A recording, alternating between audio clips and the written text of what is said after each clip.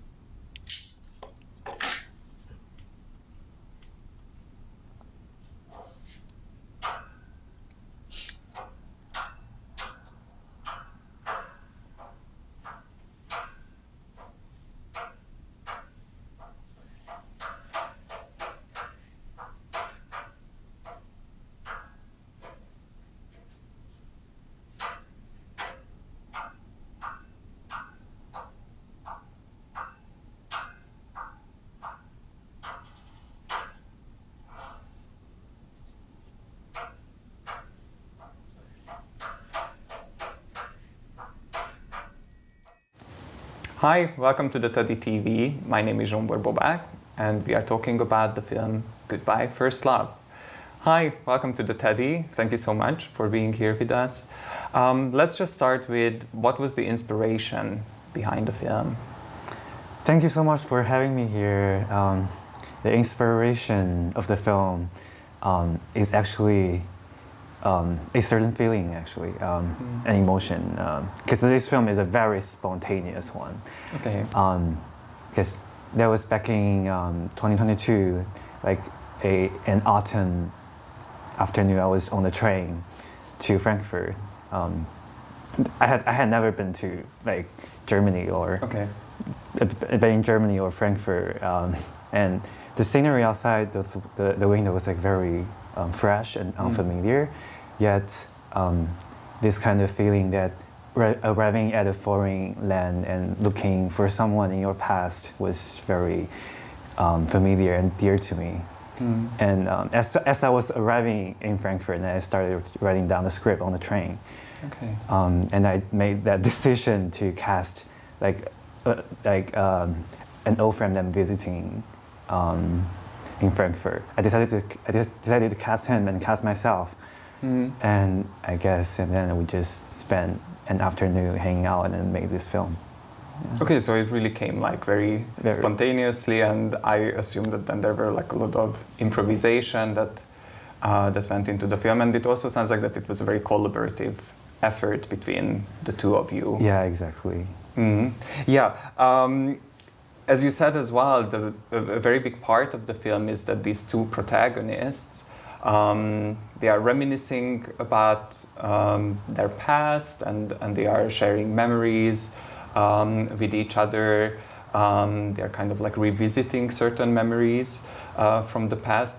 And I thought that that created kind of an interesting temporal state in the film, that we go over and over the past in the present, and then there was also this sense of this looming future that this might be the very last time that these two people see each other. So I thought that somehow this temporal order that we usually have, past, present, and future, it kind of collapsed a bit in the film. And I was wondering, how did you approach this? What did you think about this element? As like we were talking about memory, and I feel like actually making this film now, looking back at making this film, creates a new shared memory as well.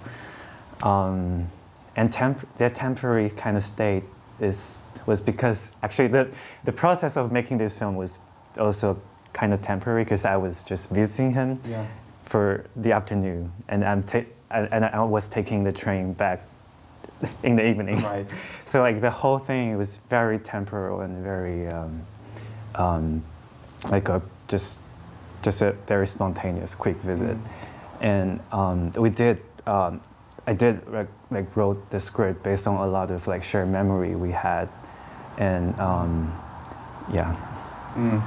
Well, since memory is so important to the film, I was thinking, or I was wondering, what do you think about films or cinema's capacity to kind of capture memories, and if you think that maybe film in itself could function in a way as memory? I guess for filmmakers, like filmmaking and film could be like a vessel, but actually what fascinates me more is like the film, like and its relation to the audience, how the audience enter this vessel of memories and then share this memory from the filmmaker, and this bonding also creates like new memories for sure. Yeah. And how they just how they see, and this kind of like connection, I guess, it's really beautiful to me, I guess. Yeah. I mean, now we talked about that. Yeah, like time is an important aspect, and there is like a very interesting movement of time in the film. But then movement in space also plays a crucial role. I mean, these two protagonists, they knew each other from Beijing. They left it behind. Now they reconnect in Frankfurt. They move through Frankfurt, the city. Your character in the film arrives on the train, leaves on the train. So there is like this element of movement which has an impact on the dynamics of the film.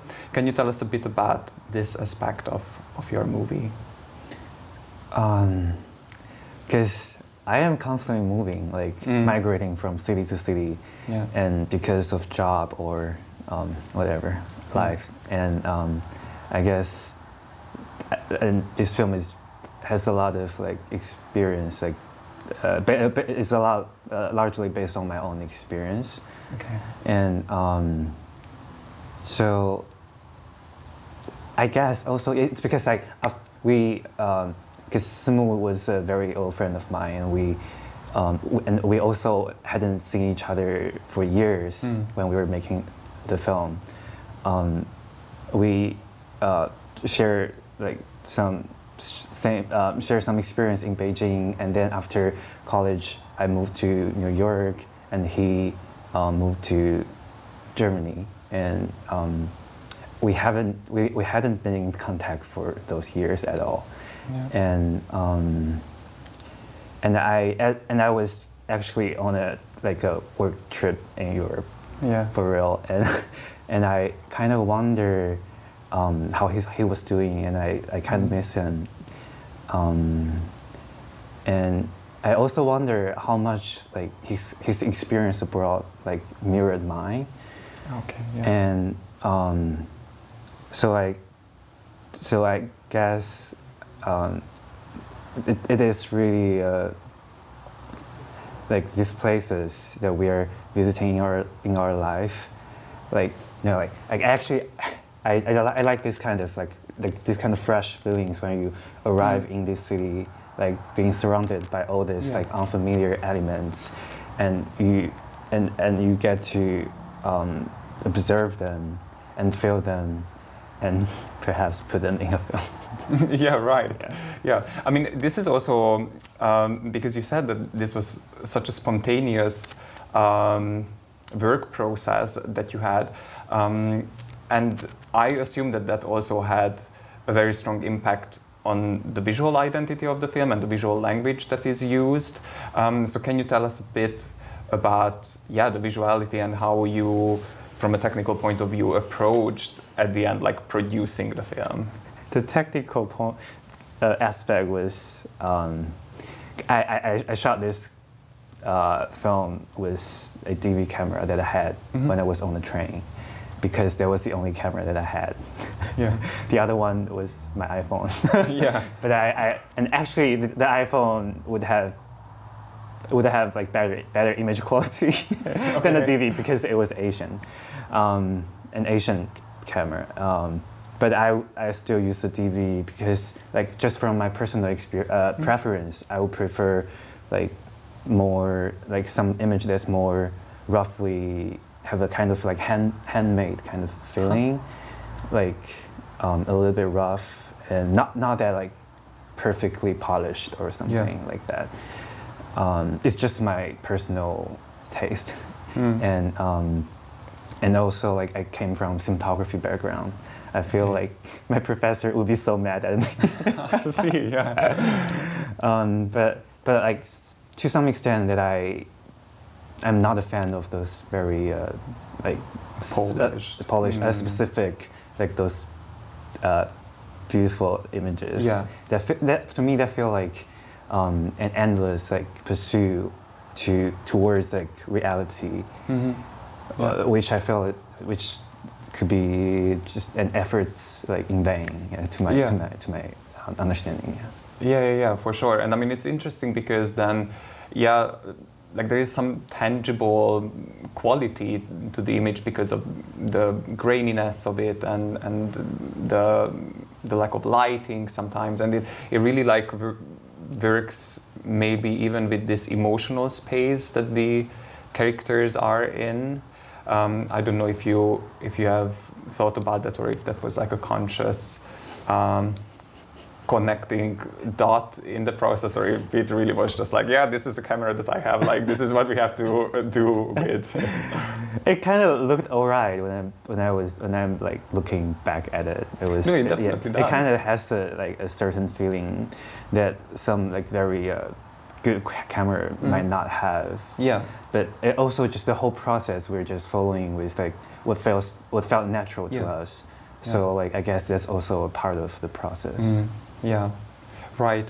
And another thing about the dynamic of the film, which I thought was quite fascinating, is that your camera behaves very differently at certain points of the film. Like at some points it's very static, it's like a very long shot even when the two protagonists are in this room in Frankfurt and they are like really going through these old memories that they share.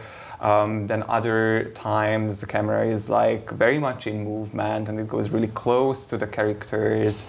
So yeah, I was wondering what was your aim with that? What did you aim to express with this very different kinds of camera usage in the film?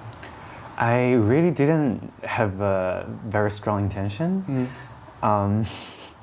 because like the existence of the camera was very present in the film. Yeah, and like my character was the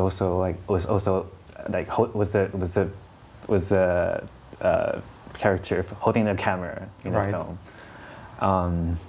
So like I really didn't think too much because it just felt natural to me at those points to pick up the camera and then just follow him. Yeah.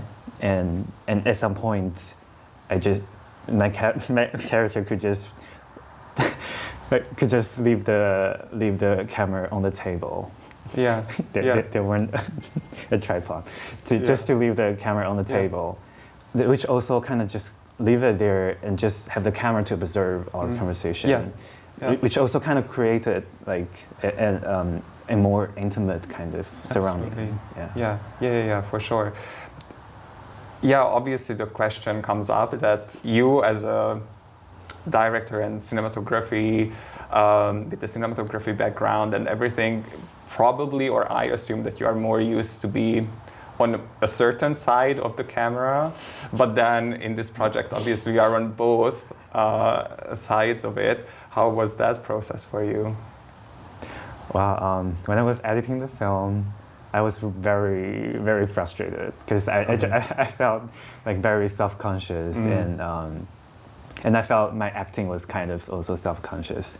And to the contrary, Samu, the other actor, I felt like he was such a natural, and like he's a non-actor, and he was able to deliver the lines and just be so natural in front of the camera. But I mean, I guess like the script was kind of like based on like our shared memories, which helped. But he was able to deliver the line for a lot of times. Like we did the whole conversation like 10 times, more than 10 times actually, and he was every time he was able to like improvise a little bit, which added so many layers and so much like nuance to the script. Yeah. Which I wrote was very mediocre, but like he really helped it. Yeah. Yeah, I see. Well, I mean, the film at the end of the day is about thinking about the big first love and kind of facing the loss of it, or the vanishing of that particular set of feelings that comes with that. And I'm curious, in your opinion, what is it about this first love that somehow keeps on lingering, even when people maybe already moved on and there is like so much time that has passed, but then there is still somehow this pulling gravity of that feeling. What do you think lies at the core of that feeling? I guess it's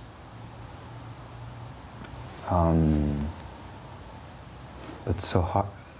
Why is it so hard to kind of say goodbye to that first love? No, it's actually, I guess it's not that hard to say goodbye to your first love, because we have already said goodbye. Yeah. When we were back in those times, like when we like kind of had everything to lose. But like it is really hard, as what you were saying, as now to look back at it. Yeah. This is really hard because you you realize that